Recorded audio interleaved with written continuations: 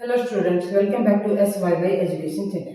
Students, हम study कर रहे हैं क्लास 9 की साइंस का चैप्टर ग्रेविटेशन, और ग्रेविटेशन चैप्टर में हम न्यूमेरिकल्स को सॉल्व कर रहे हैं। तो आज का जो न्यूमेरिकल है उसकी स्टेटमेंट आपको समझाऊं उससे पहले आप सभी चैनल को सब्सक्राइब कर लीजिए और बेल आइकन को ऑन कर लीजिए ताकि कोई भी वीडियो आपको मिस ना हो और आपके एग्जाम की प्रिपरेशन अच्छी हो। तो चलो स्टार्ट करते हैं आज का numerical. How to find gravitation force between two objects.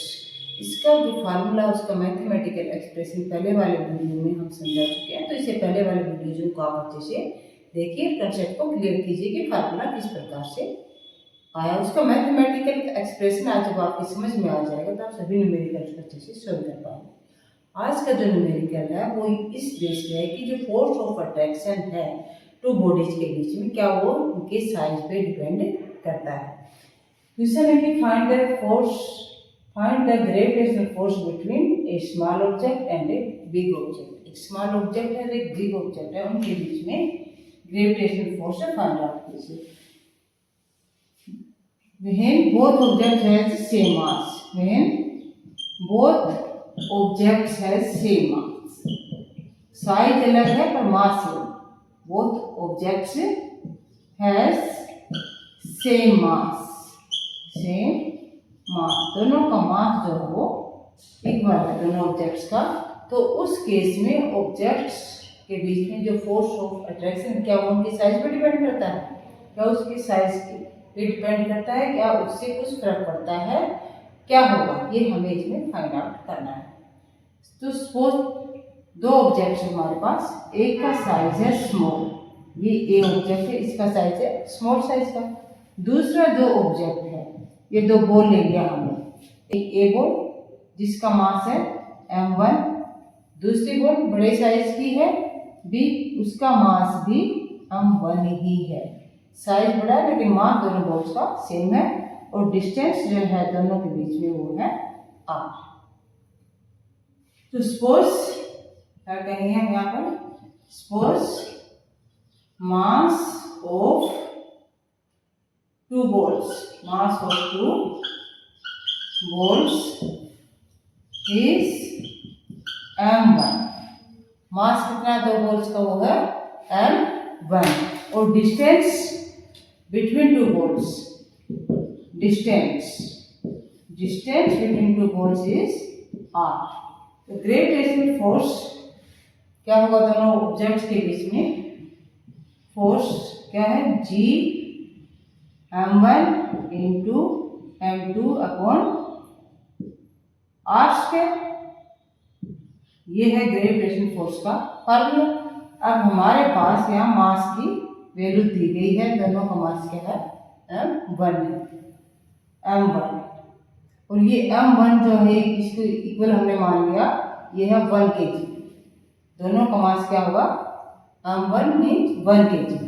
ये भी 1 kg की बॉल है और ये भी 1 kg है, और डिस्टेंस r ये है 1 मीटर। डिस्टेंस r कितना है, 1 मीटर है। तो अब ये जो वैल्यूज हैं m1 और इसका जो मास दूसरी बॉल दोनों का, इनका हम इसमें वैल्यू पुट करेंगे। फार्मूला तो क्या आएगा, जी की भी वैल्यू हम जानते हैं, जी की वैल्यू भी हमने आपको पहले वाले न्यूमेरिकल में बता दी, कितने 6.67 इंटू 10⁻⁻11 न्यूटन मीटर स्क्वायर पर kg स्क्वायर। इन सभी की वैल्यूज को इस फार्मूला में हम पुट करते हैं तो हमारे पास ये आ जाएगा, जो बिग बॉल है जो स्मॉल बॉल है उसके बीच में फोर्स ऑफ ग्रेविटेशन है वो कितना होगा। तो जी की वैल्यू क्या है, 6.67 इंटू 10⁻⁻11 m1 1 kg, m2 भी 1 kg है, 1 kg, और अपॉन में r² r की वैल्यू क्या है 1 मीटर, तो ये भी 1 का स्क्वायर कर दिया हमने। तो इसको सोल्व करेंगे तो क्या आएगा, 6.67 इंटू 10⁻⁻11 न्यूटन। फोर्स की यूनिट क्या होती है, न्यूटन होती है। तो दो जो ऑब्जेक्ट्स हैं इनका साइज बड़ा है लेकिन मास दोनों का सेम है, तो उसमें जो फोर्स ऑफ ग्रेविटेशन दोनों ऑब्जेक्ट्स के बीच में क्या है 6.67 इंटू 10⁻⁻11 न्यूटन।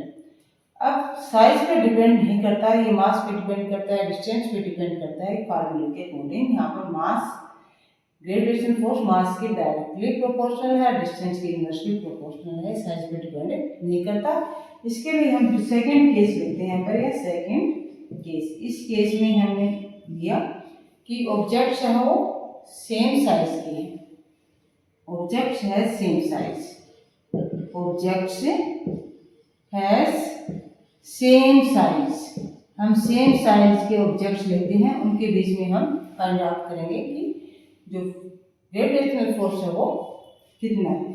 तो दो ऑब्जेक्ट्स ले लिए हमने सेम साइज के, दोनों का ए जो है ये ऑब्जेक्ट ए, दूसरा ऑब्जेक्ट बी, दोनों का साइज सेम है और दोनों का मास सेम है। दोनों का मास m1, इसका भी क्या है m1, और ये दोनों ऑब्जेक्ट्स का मास m1 जो है कितना 1 kg, ये भी क्या है 1 kg। पहले केस में मास सेम था, साइज डिफरेंट था, ध्यान ले लिया, दोनों का साइज सेम और मास सेम है 1 kg। डिस्टेंस दोनों ऑब्जेक्ट्स के बीच में कितना है, दोनों ऑब्जेक्ट्स के बीच में जो डिस्टेंस है वो r है, और r जो है डिस्टेंस वो कितना है 1 मीटर है। तो फोर्स ऑफ ग्रेविटेशन क्या होगा, G equal to m1 into m2 upon r square, जो फार्मूला हमारे पास। अब इस फार्मूले में हम ये सब वैल्यूज को पुट करेंगे। G की वैल्यू ये था हमारे पास 6.67 इंटू 10⁻⁻11, m1 क्या है 1 kg मल्टीप्लाई बाय 1 m2, यानी कि दूसरी जो ऑब्जेक्ट है उसका मास सेम दोनों का, तो हमने ये ले लिया कितना 1 kg, ये कितना है 1 kg है, upon distance r 1 metre. Solve कीजिए 6.67 इंटू 10⁻⁻11, 6.67 इंटू 10⁻⁻11 न्यूटन। फोर्स कितना है 6.67 10⁻⁻11 न्यूटन। जो पहला केस था उसमें भी फोर्स कितना आया था 6.67 इंटू 10⁻⁻11 न्यूटन। तो ऑब्जेक्ट का साइज जो है दूसरे केस में सेम था, पहले केस में डिफरेंट था। तो ऑब्जेक्ट का जो साइज है उस पर डिपेंड नहीं कर रहा है, किस पर डिपेंड कर रहा है, distance between the two objects, दोनों ऑब्जेक्ट्स के बीच में जो डिस्टेंस कितना है उस पर डिपेंड करता है, और दोनों ऑब्जेक्ट्स का मास कितना है। तो ये आ गया आपके सामने क्या कि force of gravitation between the two objects. Numerical को ध्यान से समझिए, कंसेप्ट क्लियर कीजिए। Thank you for watching the video को शेयर कीजिए, लाइक कीजिए और चैनल को सब्सक्राइब कीजिए।